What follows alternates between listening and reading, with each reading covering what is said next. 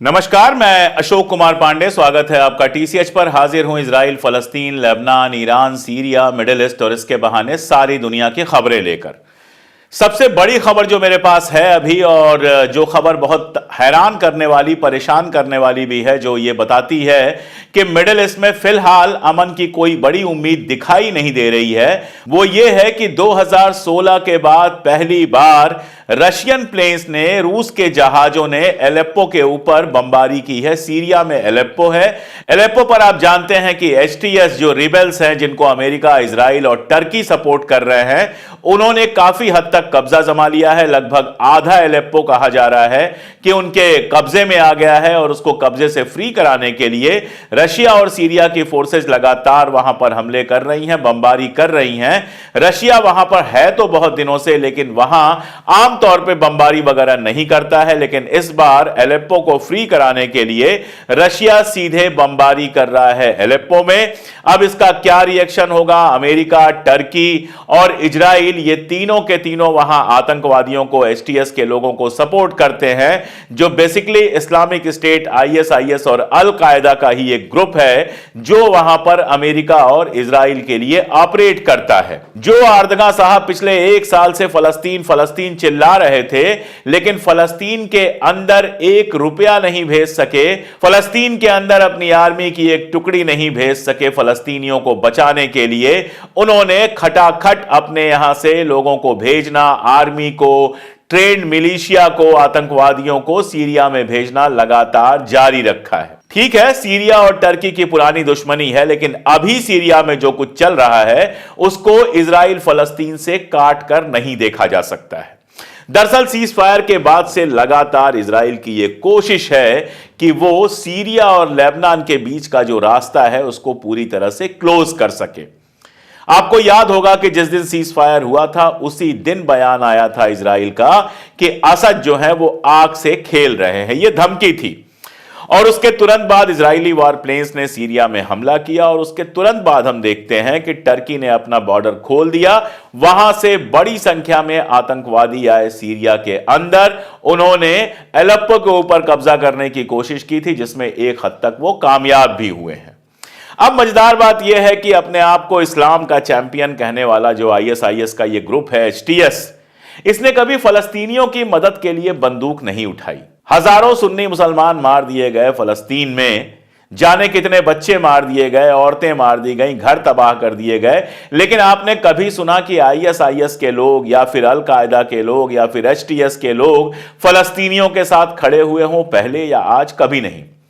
एक मिलिशिया नहीं गया फलस्तीन के साथ लड़ने के लिए, इजराइल के खिलाफ लड़ने के लिए।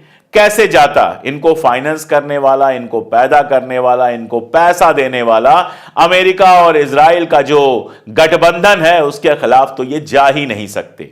सीरिया के बारे में मैं पहले भी बता चुका हूं कि सीरिया एक अजीबो गरीब भंवर में डूबा हुआ है।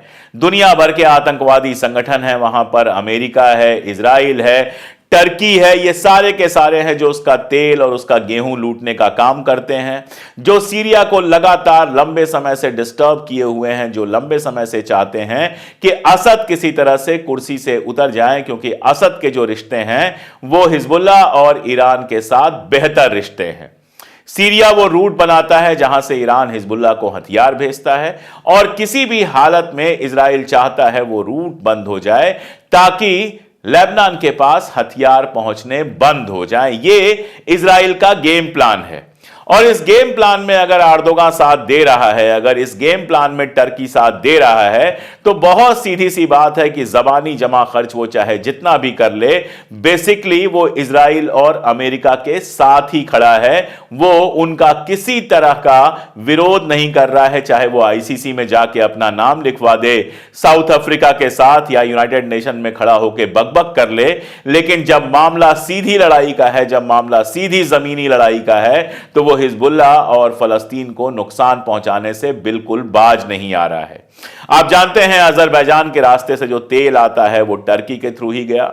मैंने आपको बताया था कि कैसे टर्की ने फलस्तीनियों के नाम पे जहाज भेजे जो बेसिकली इजराइल के हाथ लगे और इजराइल को मिले। वो पूरा प्लानिंग थी कि हम अपने यहां से फलस्तीन का नाम लगा के भेजें और वहां पर सप्लाई हो इजराइल को। तो अर्दोगान को अपनी कुर्सी के अलावा किसी और चीज की चिंता नहीं है और यही वजह है कि सीरिया में वो पूरी मदद कर रहा है। अब सीरिया की लड़ाई एक दिन में नहीं रुकने वाली है। अलेप्पो के अंदर अगर कब्जा हुआ है तो ना ये एक दिन में खाली होगा, ना इसको बिना खाली कराए रशिया और सीरिया मानेंगे। अमेरिका की बड़ी चाल है और इसीलिए आप देख रहे हैं कि वहां पर जो आतंकवादी आए हैं उनको फ्रांस से लेकर यूक्रेन से लेकर अमेरिका तक ने पैसे और टेक्नोलॉजी की सहायता की है। 2023 के एक बयान में असद ने कहा था कि उनको फ्रांस से, अमेरिका से, इजराइल से, ब्रिटेन से सबसे टेक्नोलॉजी मिलती है, उनके पास पूरी एडवांस टेक्नोलॉजी है। वो एक स्टेट की सेना की तरह हैं एसटीएस के लोग, जिनको ये सारे मुल्क सपोर्ट कर रहे हैं। अब चक्कर क्या है कि यूक्रेन वाले फ्रंट पे रशिया लगातार हावी हो रहा है। अपनी सारी कोशिश के बावजूद अमेरिका रशिया को एक कदम पीछे नहीं भेज पा रहा है और अब यह बयान आ रहा है यूक्रेन का कि हम अपनी कब्जा की हुई जमीनें, जो हमारी जमीनें कब्जा कर ली हैं रशिया ने, हम उसको देने और पीस के लिए तैयार हैं, यानी जंग रोकने को तैयार हैं, बशर्ते नाटो हमारी रक्षा की जिम्मेदारी ले, बशर्ते नाटो ये हमसे अहद करे कि वो हमें बचाएगा रशिया से। आगे अगर कोई हमला होता है वो पीस तक के लिए तैयार हो गए हैं, क्योंकि उस मोर्चे पर रशिया से लड़ाई मजबूत नहीं हो पा रही है। तो उसका बदला लेने की कोशिश सीरिया में किया जा रहा है। अगर सीरिया में जंग तेज होगी तो जाहिर तौर पर रशिया को अपनी आर्मी का एक हिस्सा सीरिया में लगाना पड़ेगा, अपनी ताकत लगानी पड़ेगी और इनको लगता है कि ऐसे में वो यूक्रेन के खिलाफ कमजोर हो सकता है। तो सीरिया में दोहरा खेल चल रहा है। अमेरिका अपना खेल कर रहा है रशिया के खिलाफ और इजराइल अपना खेल कर रहा है ईरान और हिजबुल्लाह के खिलाफ। और जैसा मैंने कहा कि इसमें टर्की हिस्सा ले रहा है सिर्फ और सिर्फ अपने स्वार्थ के लिए, पैसों के लिए और अमेरिका और इजराइल की मदद करने के लिए। तो ये सीरिया में अभी फिलहाल हालात हैं। हिजबुल्लाह से लड़ाई रुकी हुई तो है, लेकिन किस दिन ये लड़ाई फिर शुरू हो जाएगी इसकी गारंटी कोई नहीं ले सकता। कारण यह है कि लगातार जो सीमा के इलाके हैं, बाउंड्री के इलाके हैं, उसमें इजराइल दखल देने की कोशिश कर रहा है। आज भी टाइम्स ऑफ इजराइल में यह खबर है कि इजराइल ने बाकायदा कहा है कि जो बॉर्डर के गांव हैं वहां लौट के लोग ना आए। जब सीज फायर हो गया और तय हो गया कि लोग लौट कर अपने घर आएंगे, फिर रोकने का क्या मतलब है यह आप समझ सकते हैं। ऐसे में हिजबुल्लाह के जो नए चीफ हैं कासिम साहब, उनका बयान आया है, उनका कल टेलीवाइज्ड एक बयान आया, लंबा बयान आया। उस बयान में उन्होंने 2-3 बातें कही हैं। पहली बात तो यह कही है कि हिजबुल्लाह की जीत हुई है, दूसरी बात यह कही है कि 2006 से बड़ी जीत हुई है और तीसरी बात यह कही है कि रेजिस्टेंस जो है वो फिलिस्तीन को सपोर्ट करना जारी रखेगा। हालांकि मेरे लिए समझना बहुत मुश्किल है कि इस मौके पर अगर आपकी जीत हुई है, अगर आपको लग रहा है कि आप प्रेशर ग्रुप के रूप में लगातार मजबूत हो रहे थे, तो सीज फायर को 60 दिनों के लिए मानने के पीछे क्या बात थी। एक बात तो वो हो सकती है जिस पर मैंने पहले बात की है कि 60 दिन बाद ट्रंप कुर्सी पे होंगे, ट्रंप की क्या नई पॉलिसीज होंगी, इसके हिसाब से ही हिजबुल्लाह और इजराइल दोनों आगे बढ़ेंगे। लेकिन दूसरी बात यह है कि जब से हिजबुल्लाह से सीज फायर हुआ है, हम देख ही रहे हैं कि तब से फलस्तीन के अंदर बमबारी और तेज हो गई है। बताया यह जा रहा है कि पिछले 48 घंटों में 50 से ज्यादा लोग मारे गए हैं। किस तरह की वहां दहशत है इसका अंदाजा आप लगा सकते हैं कि एक बच्ची खाना लेने गई हुई थी, रोटी लेने गई हुई थी और रोटी लेकर जब वो लौट रही थी तो उसकी देह में, उसके जिस्म में 3 गोलियां उतार दी गई। एक मासूम सी छोटी सी बच्ची जो अपने भाई के लिए रोटी लेने गई थी, उसकी देह में 3 गोलियां उतार दी गई। ऐसे ही जो अल रादवान हॉस्पिटल है, उसके जो न्यूरो के हेड थे उनको गोली मार दी गई, बाकायदा निशाना बना के उनको गोली मारा गया। और कहा यह जा रहा है, जैसा मैंने बताया, कि 40-50 लोगों को पिछले 2 दिनों में इजराइल मार चुका है। नार्दर्न गजा में हालात बद से बदतर लगातार होते जा रहे हैं। यह वीडियो मुझे दिखा था जिसमें यह छोटा सा बच्चा जर्नलिस्ट के ड्रेस में है। इससे किसी ने पूछा तुमको क्या चाहिए, तो इसने कहा कि खाना पीना जो नॉर्मल होता है, चिकन मिल जाए, कबाब मिल जाए, छोटा मोटा खाना पीना मिल जाए और हम सफाई और खुशी के साथ रह सकें, यह भी नसीब नहीं हो रहा है। फलस्तीन के रहने वालों को, गजा के रहने वालों को, मैंने कल आपको बताया था कि इजराइल प्लान यह कर रहा है कि अमेरिका से प्राइवेट मिलिशिया वो हायर करेगा और वो सारे लोग गजा के ऊपर कंट्रोल करेंगे। वहां से किसी भी तरह से लोकल पैलेस्टीनियंस को बाहर करने की स्कीम बना के बैठा हुआ है इजराइल। बाइडेन ने जब हिजबुल्लाह वाला समझौता हुआ था उसके बाद जो फोन कॉल हुई थी नेतन्याहू से, उसमें बाइडेन ने कहा था कि अब अगला नंबर गजा का होना चाहिए, अब वहां भी सीज फायर होना चाहिए और होस्टेज वापस आने चाहिए। कैरो में यह बातचीत चल रही है, बातचीत तो अभी शुरू नहीं हुई है, लेकिन बताया यह जा रहा है कि टर्की इसको लेकर काफी एक्टिव है। टर्की ने एक कॉम्प्रिहेंसिव प्लान बनाया है जिसमें कहा है कि होस्टेस तो वापस होंगे, लेकिन जिस तरह के वहां हालात हैं उसमें पहले सीज फायर हो और फिर कम से कम एक हफ्ते का टाइम दिया जाए हमास को, ताकि वो लोकेट कर सके, वो देख सके कि कितने होस्टेज जिंदा हैं और उन होस्टेजेस को वापस भेज सके। इसके साथ साथ फलस्तीन के जो लोग गिरफ्तार हैं उनको भी रिहा करने की बात हो रही है। अब मामला यहां टिक रहा है। दो मामले हैं जिनको लेकर पूरा मामला दिक्कत में पड़ सकता है या रुक सकता है। पहला तो यह कि हमास का लगातार यह कहना है कि अगर सीज फायर होता है तो इजराइल को अपनी पूरी आर्मी गजा से हटानी पड़ेगी, गजा में इजराइल की कोई आर्मी नहीं रहेगी। जबकि नेतन्याहू इस बात पर बजिद है कि वहां से हम अपनी आर्मी नहीं हटाएंगे, नंबर 1। नंबर 2, गजा का कहना है कि अगर सीज फायर होता है तो परमानेंट सीज फायर हो, भले ये प्रोसेस में हो पहले 2 महीने का फिर 4 महीने का, लेकिन एक मोटी अंडरस्टैंडिंग बने कि ये परमानेंट सीज फायर हो। जबकि नेतन्याहू लगातार ये कह रहा है कि हमास जब तक इस दुनिया में है, हमास जब तक इस जमीन पर है, तब तक कंप्लीट सीज फायर नहीं होगा, हम हमास को बर्बाद करने की कोशिश करते रहेंगे। पहली बात तो यह कि ऐसा पॉसिबल नहीं होगा। आप साल भर में हमास को बर्बाद नहीं कर पाए तो अगले 100 साल में बर्बाद नहीं कर पाएंगे, ये तो तय है। उनकी आर्मी भी मान चुकी है कि अब जंग से वहां कुछ और नया हासिल होने वाला नहीं है। दूसरी बात यह है कि दरअसल इस जिद के पीछे नेतन्याहू की अपनी एक प्रॉब्लम है। वो तमाम मुश्किलात में फंसा हुआ है। उसके ऊपर अपने ऑफिस से कागज लीक करने के आरोप हैं, इसके अलावा भी कई सारे आरोप हैं। उसकी वाइफ जो है वो मियामी चली गई हैं क्योंकि इनके ऊपर केस चल रहा है जिसमें गिरफ्तारी हो सकती है, सजा हो सकती है, सब हो सकती है। पहली प्रॉब्लम तो ये है।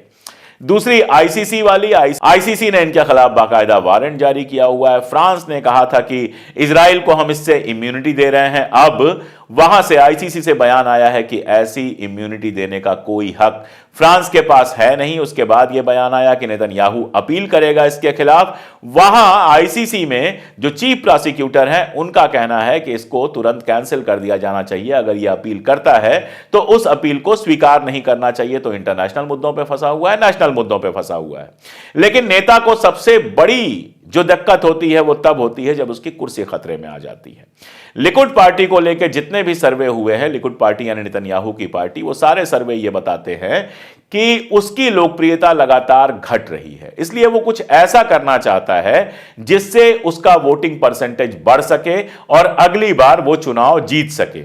अब हिजबुल्लाह के साथ जिस तरह से उसने समझौता किया है, पूरे इजराइल में इमेज यही बनी है कि उसने हार मानी है। उसके जो वार के उद्देश्य थे वो कोई भी पूरे नहीं हो पाए हैं और जंग उसको रोकनी पड़ी है। अब अगर गजा के साथ भी यही होता है, गजा के साथ भी सीज फायर होता है, तो उसको डर यह है कि कहीं ऐसा ना हो कि हमारी जो पॉपुलैरिटी है वो और भी पहले से कम हो जाए। लेकिन यहां एक दूसरा पहलू यह है कि यह बात लगातार आ रही है कि ट्रंप का कहना है कि मेरी गद्दी पर बैठने से पहले दोनों जगह सीज फायर हो जाना चाहिए। हिजबुल्लाह से तो सीज फायर हो गया, अब हमास के साथ इनको सीज फायर करने के लिए ट्रंप की तरफ से प्रेशर पड़ रहा है। और इस समय बाइडेन और ट्रंप दोनों मिलकर यह प्लान कर रहे हैं कि गजा में कैसे भी सीज फायर कराया जाए। अब अगर ट्रंप और बाइडेन सफल होते हैं, गजा में सीज फायर होता है, तो यह निश्चित तौर पर बेहद खुशी की बात होगी। वहां के लोग चैन की सांस ले सकेंगे, वहां के बच्चे जंग के बाहर निकलकर, जंग से बाहर निकलकर खुशियां मना सकेंगे, वहां के बच्चों को रोटी मिल सकेगी। और उम्मीद यह की जानी चाहिए कि दुनिया भर से इतनी मदद पहुंचेगी कि गजा दोबारा से तैयार होगा। जो सबसे बड़ी प्रॉब्लम है वो ये है कि गजा के आजाद होने के बाद, आजाद तो क्या होगा, जंग के खत्म होने के बाद वहां पर रूल कौन करेगा, ये एक सवाल है जिस पर लंबी बहस चलेगी, जिस पर आसानी से हमास मानने वाला नहीं होगा। इसलिए गजा का जो सीज फायर है उसको लेकर बहुत सारे सवाल अभी भी हैं। हम तो यही चाहेंगे गजा में सीज फायर हो, लेकिन इजराइल या तो सीज फायर होने नहीं देगा, और या तो अगर सीज फायर होता है तो उसके बाद भी गजा में दखल जारी रखेगा, जिससे गजा पीस के रास्ते पर आगे नहीं बढ़ पाएगा। इधर सीरिया में लड़ाई जो चल रही है वो 2-4 दिन में खत्म होने वाली नहीं है, ये लड़ाई लंबी चलेगी। अब अगर रशिया ने लगातार वहां पर बमबारी शुरू कर दी है, अगर एयर से बमबारी कर रहा है, तो यकीन जानिए कि अलेप्पो को पूरी तरह से कब्जा किए बिना रशिया रुकेगा नहीं। और अलेप्पो को बचाने के लिए अमेरिका, टर्की और इजराइल जान लगा देंगे। तो जाहिर तौर पर यह लड़ाई बड़ी भी होगी, यह लड़ाई लंबी भी होगी। इस लड़ाई में काफी सारे लोगों का दोनों तरफ से नुकसान भी होगा। और यह लड़ाई जब तक चलती रहेगी, आप इस बात को नोट कर लीजिए कि थर्ड वर्ल्ड वार की संभावना तब तक खत्म होने वाली नहीं है, क्योंकि एक चिंगारी फैलेगी अगर हिजबुल्लाह वहां पर एक्टिव होगा।